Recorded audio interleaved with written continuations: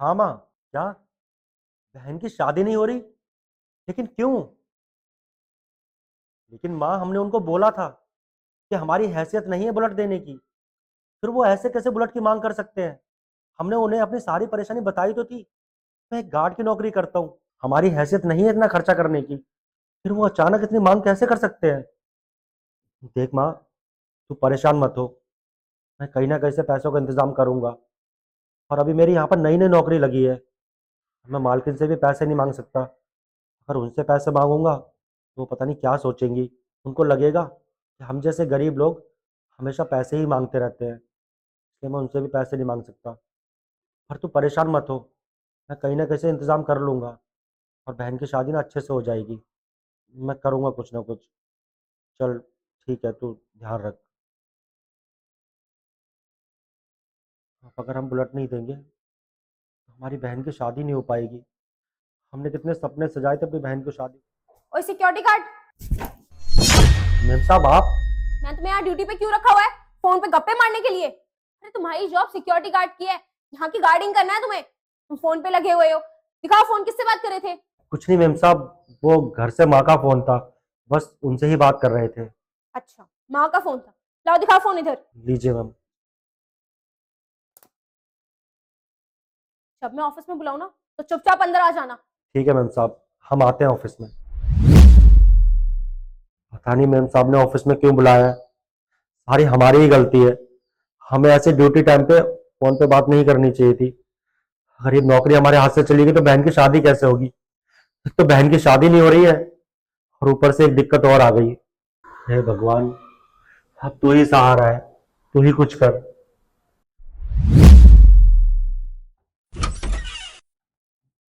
जी madam, बुलाया था आपने। मैडम जी, हम मानते हैं कि हमारी गलती है।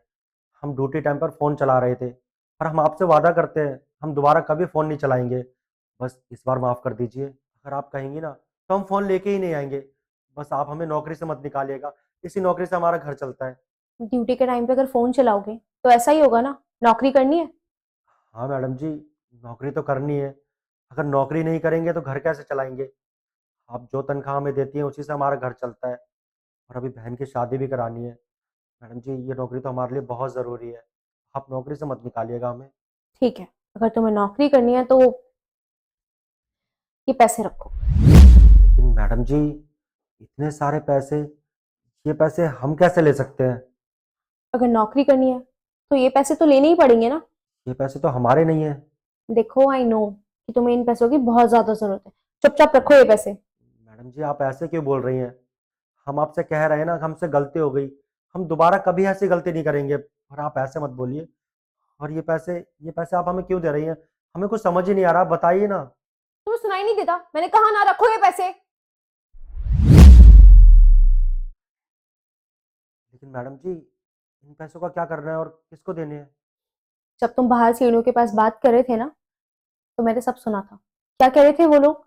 कि अगर तुम उन्हें बुलेट दहेज में नहीं दोगे तो वो लोग तुम्हारी बहन से शादी नहीं करेंगे। डोंट वरी, तुम्हारी बहन की शादी जरूर होगी। मुझे पता है एक भाई के ऊपर क्या बीतती है जब उसकी बहन की शादी टूटती है। और तुम्हारी बहन की शादी तो मैं एक बुलेट के पीछे नहीं टूटने दूंगी। तुम रखो ये पैसे, मुझे पता है तुम्हें जरूरत है इन पैसों की। और हाँ, कब है तुम्हारी बहन की शादी? मैडम जी, पिछले महीने तो सगाई हो गई थी, और इसी महीने शादी है। लेकिन अब वो लोग कह रहे हैं कि उनको बुलेट चाहिए। अगर बुलेट नहीं मिलेगी तो वो शादी तोड़ देंगे। हम सच कहें आपसे, जब हमारी शादी की बात चल रही थी तब उन्होंने कोई मांग नहीं की थी हमसे। उन्होंने कुछ भी नहीं कहा था कि उनको दहेज चाहिए। अब जैसे ही शादी की डेट पास आ रही है, वो लोग डिमांड कर रहे हैं बुलेट की। हम कहाँ से देंगे उनको बुलेट? और अगर वो कुछ दिन पहले बता देते, या जब सगाई हुई थी तभी बता देते, हम कुछ ना कुछ इंतज़ाम कर लेते, उनको दे देते बुलेट। किसी न किसी से कर्ज़ा ले लेते या लोन ले लेते। लेकिन अब तो कुछ भी नहीं हो पाएगा ना मैडम जी। अब इसी महीने शादी है, हम एकदम से कहाँ से बुलेट का इंतज़ाम करेंगे? और पूरे 2 लाख रुपए के आते हैं बुलेट। आप ही बताइए, कैसे कर पाएँगे हम ये सब?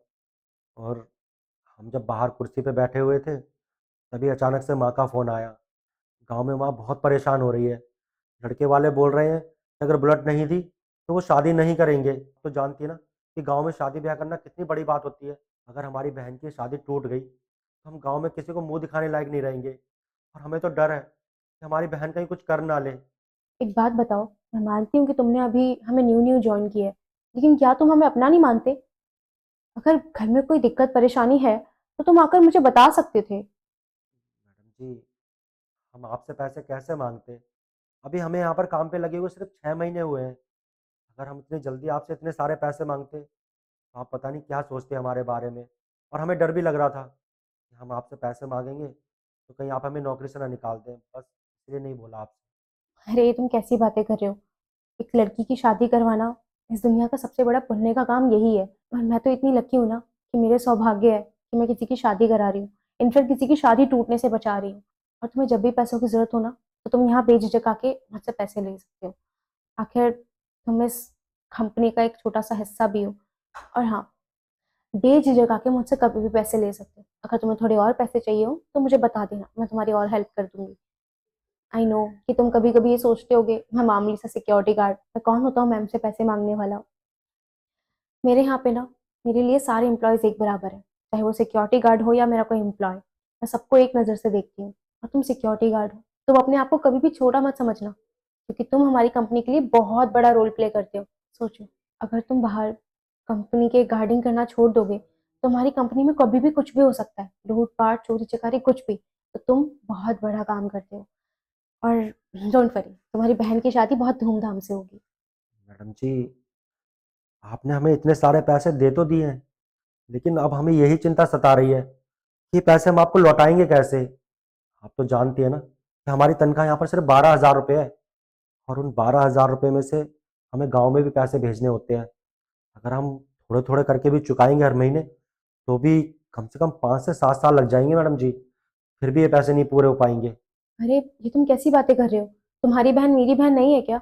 और कोई अपनी बहन की शादी पे खर्च किए हुए पैसे मांगता है? मैडम जी, आपका बहुत-बहुत धन्यवाद। आप नहीं जानती कि आपने ये पैसे देकर हम पे कितना बड़ा एहसान किया है। अगर हमारी ये बहन की शादी हो गई, तो हमारी बहन ना बहुत खुश हो जाएगी। हाँ, हम मानते हैं कि ये पैसे चुकाना हमारे लिए थोड़ा मुश्किल है, पर हम धीरे-धीरे करके सारे पैसे चुका देंगे।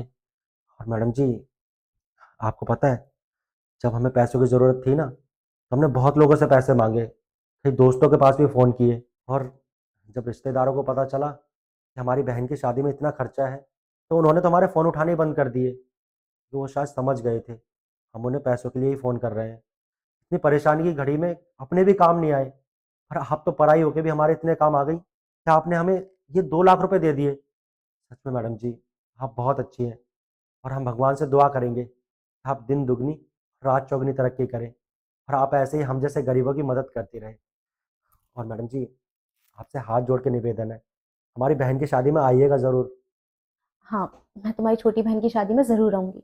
धूमधाम से शादी करना, और हाँ, 2 महीने की ना छुट्टी ले लो। तुम्हारी बहन की शादी है, घर पे थोड़ा बहुत ज़्यादा काम भी होगा, उसमें हाथ बटा देना। और सैलरी की टेंशन बिल्कुल मत लेना, वो तुम्हारे अकाउंट में डाल दूँगी। ये तुम्हारा फ़ोन। ठीक है मैडम जी, अब हम चलते हैं और आपका बहुत-बहुत धन्यवाद। ठीक है, अपना ध्यान रखना।